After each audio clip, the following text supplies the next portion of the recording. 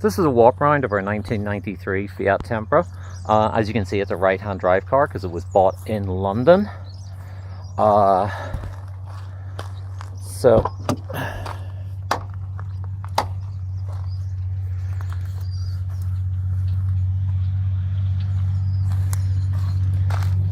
one of the more unusual aspects of the car is it has a fully digital dash. So as I turn it around, we'll see all the warning lights coming on. It's a little bit dark. Let's see. There's a little control panel here. The dash can swap between miles per hour and kilometers, like so. You can also adjust the trip, and you can put on the front fog lights, and this should brighten things up if I'm lucky. And there you go, that's the current mileage. The mileage probably will increase on the car as I'm still using it. This is one of our major faults with the car. There's not very many, there's a few faults, and the problem is that the button to change the time has got stuck in, so the car is kind of permanently on GMT, unless that's fixed. But for a 26-year-old Fiat, that's, like, you know, not bad. That's one of the major faults. Glove box is here. Stuff and things. Heating and ventilation is there. Space for a radio is down here. The car doesn't actually have a radio fitted. Unfortunately, the UK one failed, and we didn't replace it. So, let you hear the car start. Car starts like so. And you're very suitably Night Rider.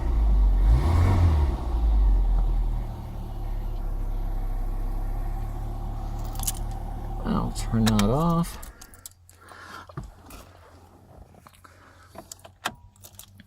The car is fitted with an electric roof, and it slides quite nicely. Everything's quite good. And also tilts. There's 4 electric windows on the car. They are controlled at the front from the door. And in the center console will control the rear. There's electric mirrors and a 5-speed manual gearbox.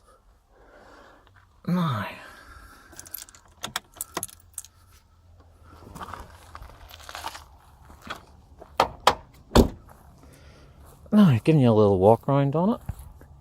So a moment or two trying to focus. Come on, focus. There we go. So the car has alloy wheels from a Fiat Coupe Turbo. They were fitted by the previous owner. He was an Italian gentleman who lived in London for he had the car for nearly 20 years. Then it was given to sold to a member of the Fiat Club, GB, and they had it for a few years. In the last few years, the car really hasn't done very many miles. We think probably about 2,000 miles in the last 5 years. We have road tripped it across America, so it's actually done just under 7,000 miles at the moment in about 5 weeks. We've had absolutely no issues with it, bar the fact that the clock can't be changed to United States time at the moment. Someone might be able to sort that pretty simple. So, car there. One of the interesting things about the car is Fiat designed it for really good ease of entry. So the doors open up to virtually 90 degrees, which is kind of cool. There's a lot of space in the back of it for such a small car. Ventilation controls in the rear. Again, I was saying it has electric windows. All 4 electric windows still work.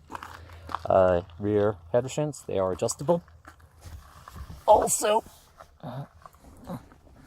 the car has these funky little built-in rear sun blinds. All very Italian. and they will keep the sun off you while you're in the back.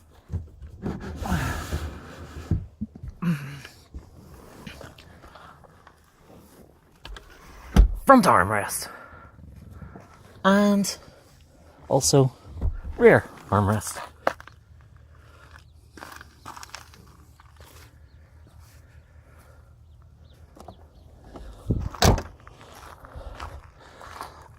A feature at the time on a lot of European cars, some French cars, Ford did it as well, is a rear wiper on a sedan, which is quite unusual. It works, and so does the wash wipe system. The trunk is opened by the little button here. Very large trunk. As you can see, we have registered the car in Rhode Island.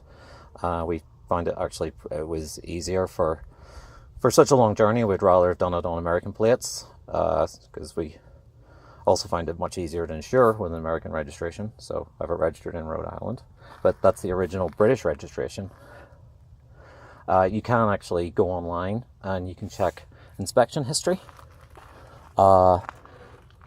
Just look up "check my MOT" and they will on Google, and it'll take you to the HM government website, and you can put in that registration, and they will give you about 10 years worth of inspection records, and most of them are pretty good.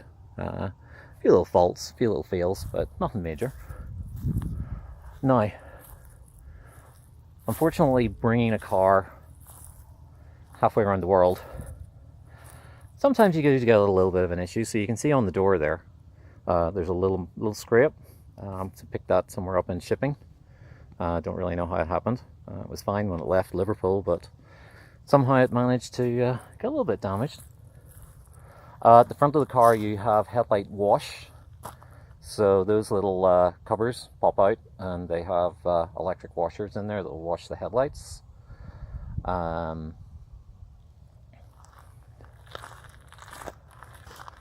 also has remote central locking, which would be unusual for, such an old vehicle. It's based on an infrared technology, so it's like your old TV remote control. So you actually have to point it at the car for it to work. Oh, that also helps you close the doors, and that also locks the trunk as well. The sensor is actually in the rear dome light, just above the rear seats, so you do have to point it at it to get it to work. There we go. Fresh batteries might help there. Might give you a little bit more range. I don't really know when the last time those ones were changed. Now, let's have a look under the hood.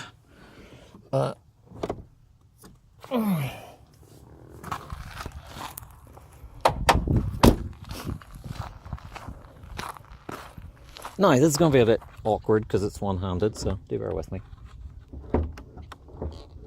Hopefully I haven't made you too motion sick. Oh, there we go. So, little catch on this side. That's in.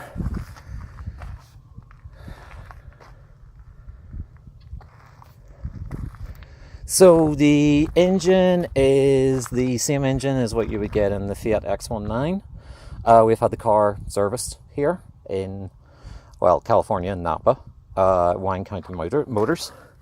They are kind of a Fiat Alpha specialist.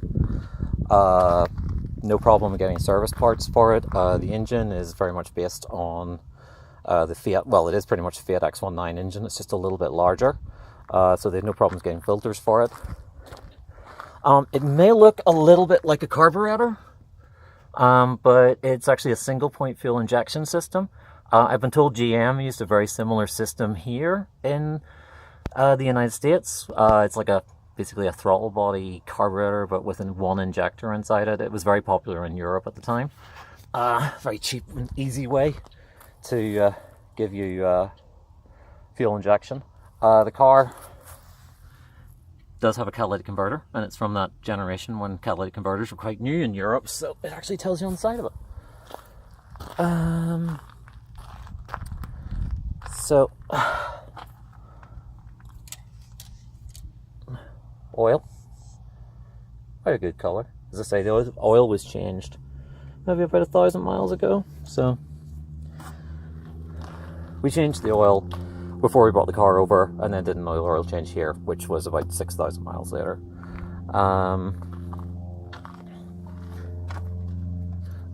Oil goes in here, which I'd have to say is not a particularly easy way to get oil into a car because it's 45 degrees.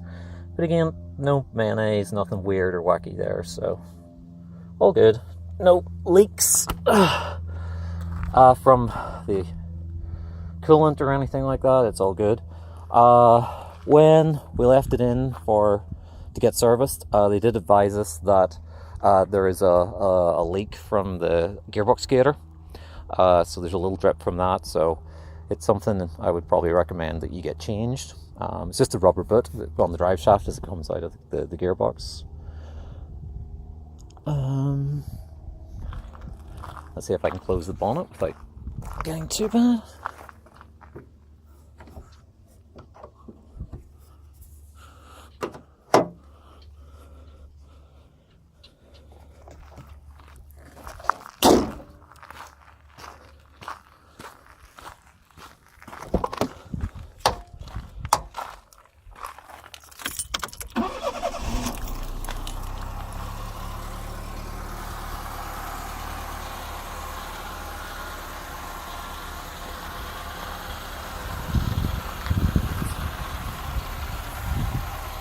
So, numbers-wise, there is a UK website called howmanyleft.co.uk, and they have statistics saying that there is 26 of these left in the UK.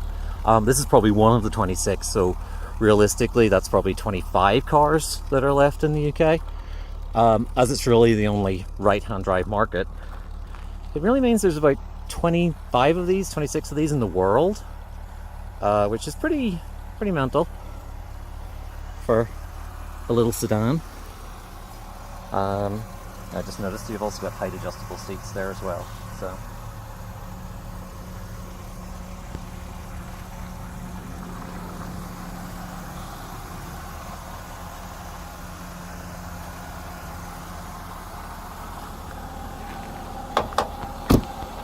from the previous owner, I obviously felt that the Virgin Mary was good luck, and considering the very small numbers of these cars that have survived, maybe it worked, who knows. So that is our 1993 Fiat Tempra.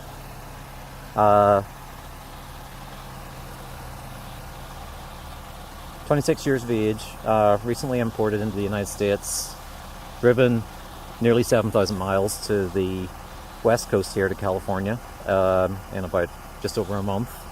We were raising money for the California wildfire relief. At the minute, the car has raised £2,300 for the charity, and we are going to donate 10% of the sale of the car to top that up. So we'd like to get it up to, well, hopefully at least about £2,500.